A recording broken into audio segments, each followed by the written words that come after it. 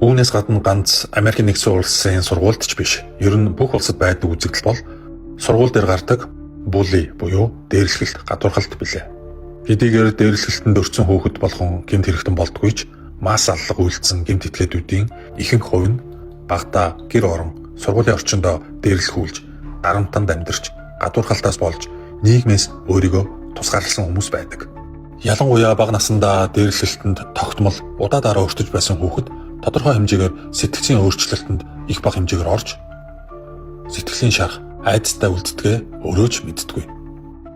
Цаг хугацааны явцад нэг л мэтгэд нийгмээс тусгаарлагдаж, бусдыгаа үзен ядах, гомдох, сэтгэлийн шархтай үлддэг нь зарим хүмүүст дамжирснаар амьдрал утгагүй санагдаж амиа хорлох, эсвэл нийгмээс өшөөгөө авах сэтлүүд төрддөг байна.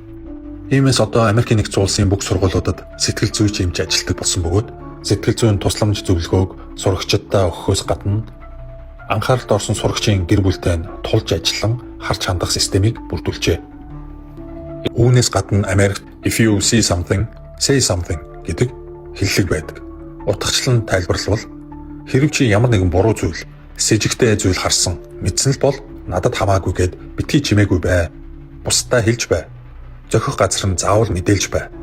Яагад гэвэл хоёр алуурчин шууд л нэг өглөө босоод л аллах үйлдийгээд буу бариад сургууль дээр очоогүй нь ойлгомжтой. Бараг 3 жилийн өмнөөс л вебсайт, блог, интернет бичлэгүүд, хичээл дээрх зохион бичлэг, зан ааш, байгаа байдал гээд олон хэлбэрээр надад тусламж хэрэгтэй байна, ямар нэгэн зүйл болох гээд байна гэдгээ илэрхийлцээж байсан юм. Үүнийг нь эцэг их ойр тойрных нь хүмүүс анзаарсан ч үл тоож өсвөр насны хүүхдүүд зүгээр л сонирхож саваагүйдэж байдаг бидтэй.